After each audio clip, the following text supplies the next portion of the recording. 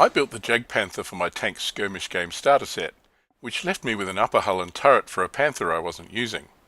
I hate wasting plastic, so I thought maybe I could find a use for these parts, and I decided to make a Pantherturm.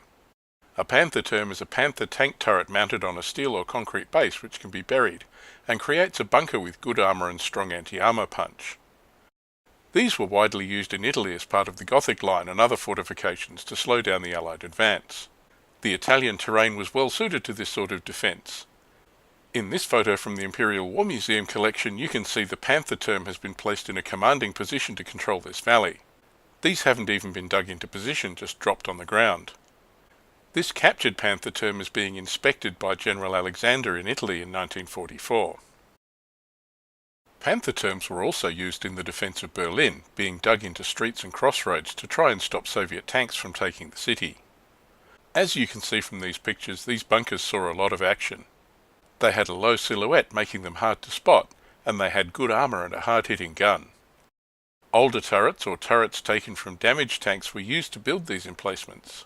In some cases, in the closing stages of the war, entire damaged Panthers were towed into holes and buried until just their turret was visible.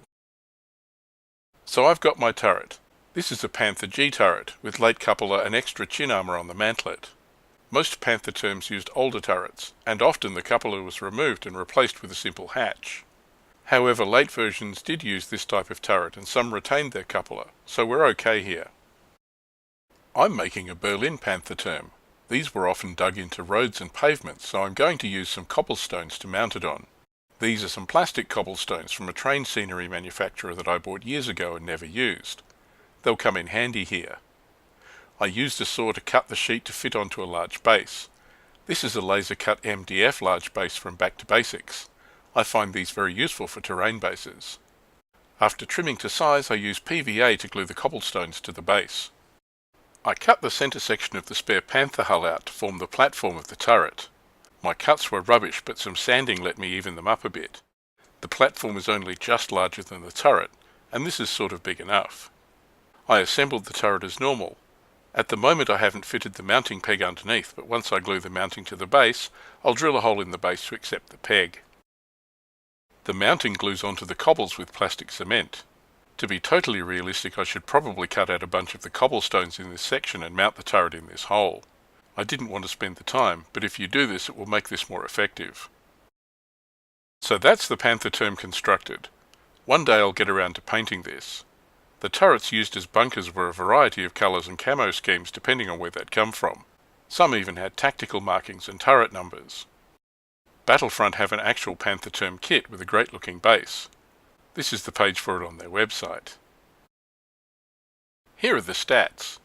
The 7.5cm gun has a 32-inch or 80cm range, so make sure to sight your bunker with a good field of fire. Remember, it's immobile, so the enemy has to come to it. You can use this to control an avenue of approach on the table, or to defend a key objective. With front armour 10 and side armour 5 it can take some punishment, but don't leave it on its own. The turret needs some support to make sure it isn't flanked. Because it doesn't have a hull, front and side arcs are determined by the turret's facing. Hits on the turret are treated like tank combat, with the bunker making an armour save against the firer's AT rating, just like a tank team. Pantherturms don't have firing slits, so the only way to destroy them is to penetrate their armour. Panther turrets that are bailed out automatically remount in the starting step of the owning player's next turn. There are only a few lists that can take Pantherturms. If we search for them on Forces of War, we can see they're only available as a street barricade in Berlin, Stützpunkt platoon in Fortress Italy, and as a field strongpoint in Grey Wolf. Even if you can't find a way to field them, they'd always make an interesting objective marker for the table. Anyway, that's the Pantherturm made from spare parts from Battlefront's plastic Panther kit. If you've built some Jagdpanthers, maybe you should try this.